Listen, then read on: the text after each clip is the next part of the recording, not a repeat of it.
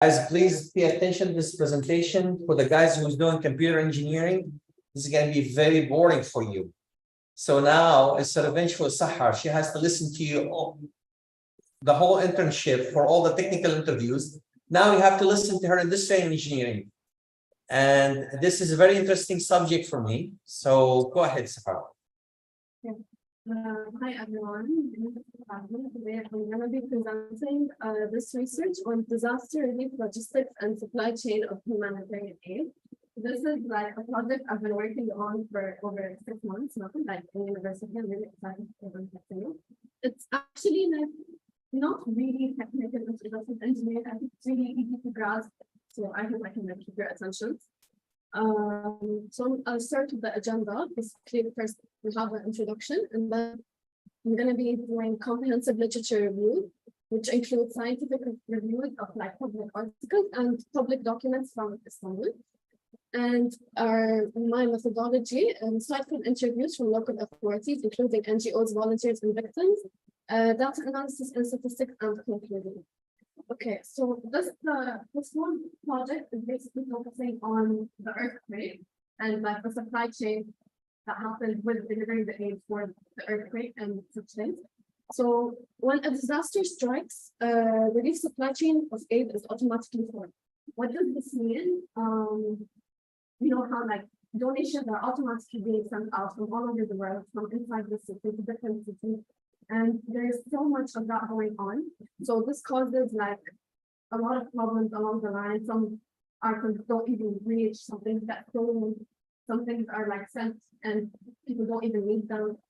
So we're gonna be like looking at the supply chain of this. And this research is based on the lessons learned from the February 6th earthquake that happened this year.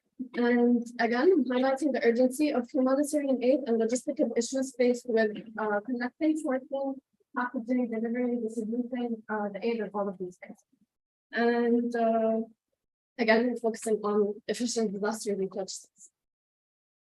So my research question is, like, how can we improve these logistics for Istanbul based on the lessons learned? Because I'm sure you guys know, like, there is like a predicted earthquake for Istanbul gonna happen, I don't know when. So obviously the city is like preparing for that, and we did a lot of research for that. So like, it was a group project that I've done, but I'm just presenting it here. Okay, so this is this is literature review actually. This is like the physical disaster relief supply chain system. We have 3 main categories: donators and suppliers, and disaster relief centers and relief areas. And this is like mainly how they interact with each other. We have the services and material flowing to each one, like from the donators to the centers to the relief areas, and information flowing back and forth and return goods, because sometimes people send out things that are not needed at all. Like, for example, you know, earthquake was in winter. Sometimes when people would open packages, they would find like summer clothes, summer dresses, things like that. No one needs that. So it can be sent right away back, you know, because relief centers would have to open the packages sent by the people and package them again and make sure to send them to like the right places. And there are different ways to do this, and like this right now. So there are there are 3 problems looking to answer from the literature.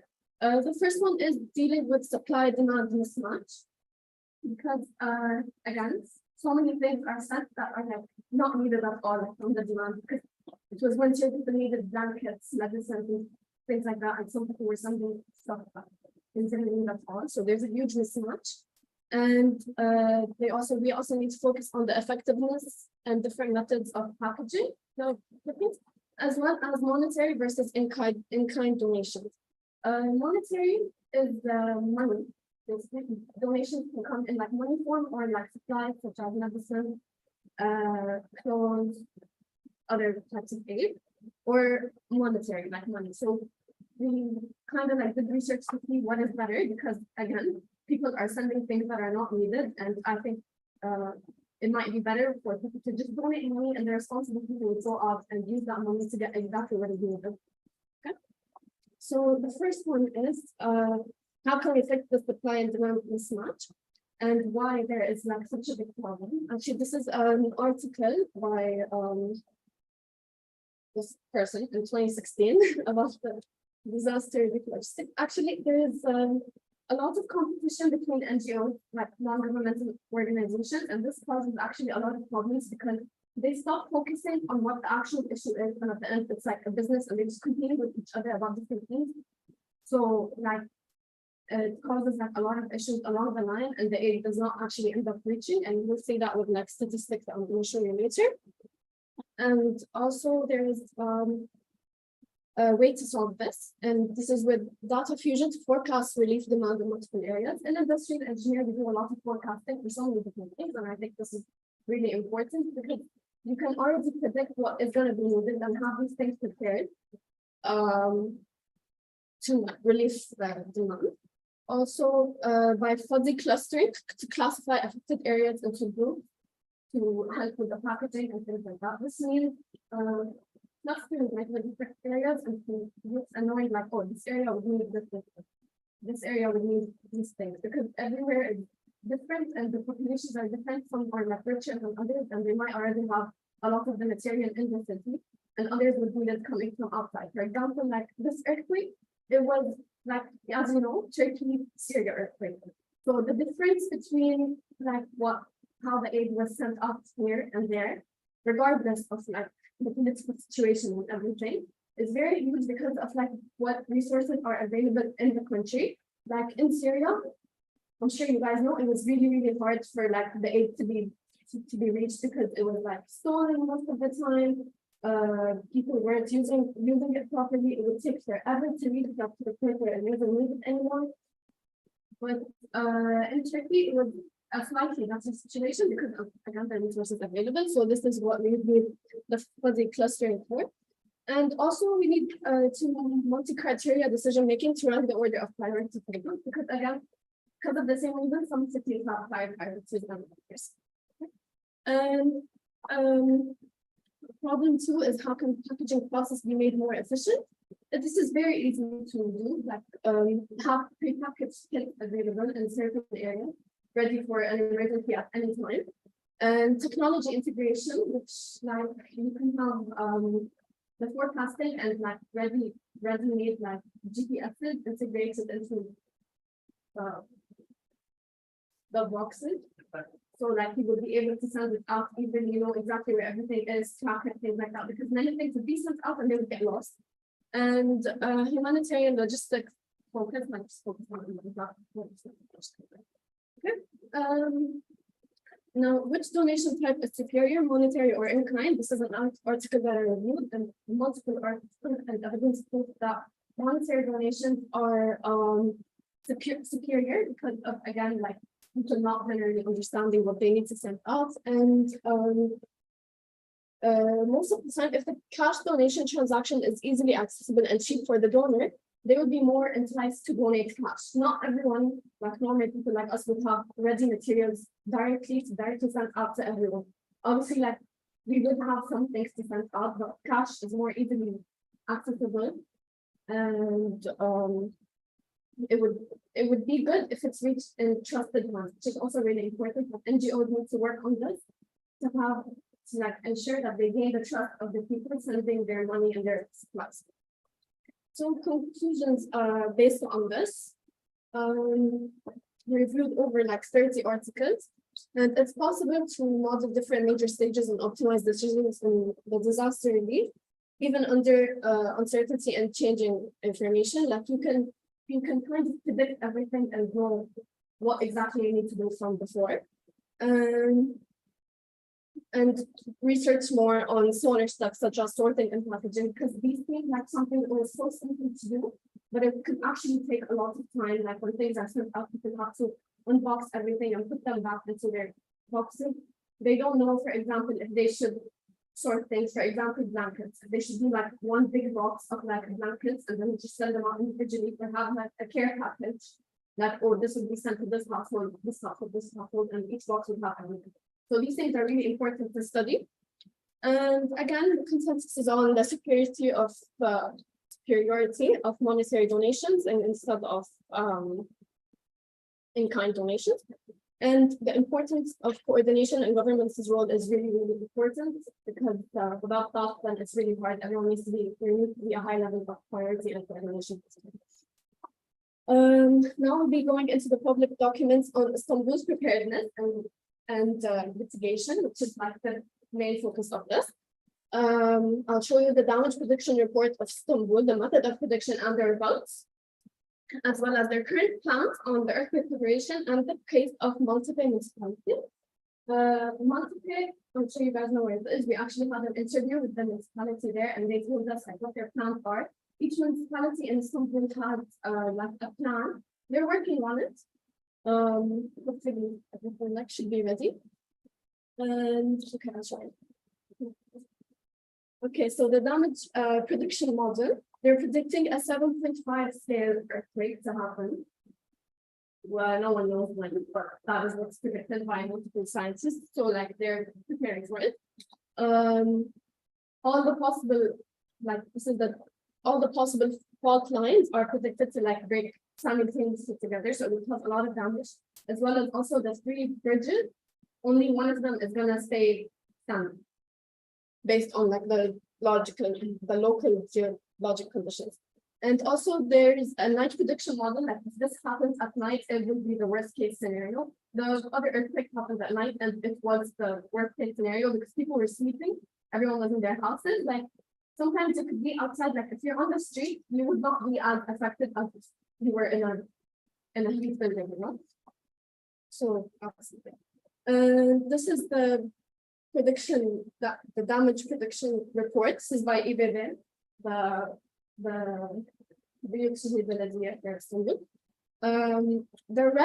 dark red parts are the more prone to damage, and they would have like a higher damage rate. And as you can see, these are all the ones that are by the water because the soil is not like strong enough to support it. Water goes down, things like that, so it's more prone to breakage. And the red areas are like the lighter pink areas are kind of more like safe. I'm sure you can't like see the numbers here, but it says like 1 to 10, 11 to 20, 41 to 110 for the dark red. But this doesn't really like show like the severity of like how many buildings are gonna fall. It's not like how many buildings are gonna fall, it's just like the damage, like how damaged it's gonna be, you know? Okay, well, this is the predicted life loss distribution. Again, they're in the same areas. These are where there would be like a higher rate, because again, the damage is gonna be harder. And these areas have like way less predicted life loss. And these are the closed roads, the two-way roads like that are gonna be closed at that time because they will be broken. So there are other ways that they are planning to like distribute the aid out from here. And yeah, this is the current plan. These are the first and second grade logistics centers. The red parts are like the permanent logistical centers that are there now. They already have things being prepared there, boxes and things to be sent out, and they will be sending them to these yellow points, which are the second grade logistical centers in small vehicles, so that they could prevent traffic more. And they studied exactly like what routes to take and things like that. This is still like a work in progress. It's not completed, but this is just what's like from the EWB. And sorry, just can go back. And this is the docks for transportation. The black ones are permanent docks, and these are temporary docks to go, you know, like the ferry boats that would also be delivering aid. Like, as you can see, for example, here where like, I guess Beşiktaş is like the most common ferry that I think most of us take.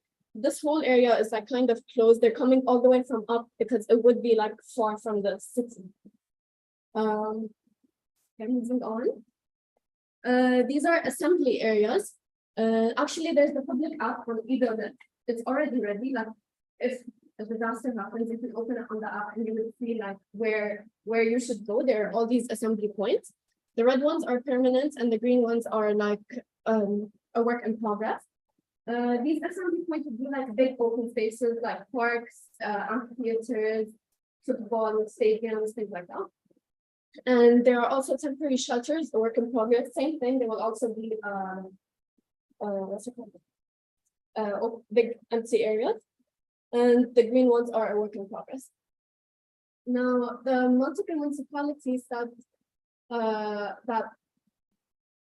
there are like so many still closed roads and renovation, and actually they're working on something called urbanization now. In Istanbul, like they're taking down many buildings and building newer, stronger ones, and people are having to like move off. I'm sure you guys like heard of this. Like in areas of this, for example, the buildings around, they don't seem that strong. But in case of an earthquake, these type of buildings would be like the first one to go. So like the city is working on slowly kind of getting rid of these things and moving stronger ones, because when you are like apartment complexes, some universities think like that. Like when you sign the contract, you can pay an extra insurance that ensures that, oh, it's earthquake proof because they're built with like stronger material. But like when they're built with like bricks and soil and things like that, it's still not that easy. But this whole thing is lacking progress. Like this doesn't really need to be said. It's not actually like, I don't know, hopefully they'll be able to do everything on time. And yeah, now I'll be showing you our methodology.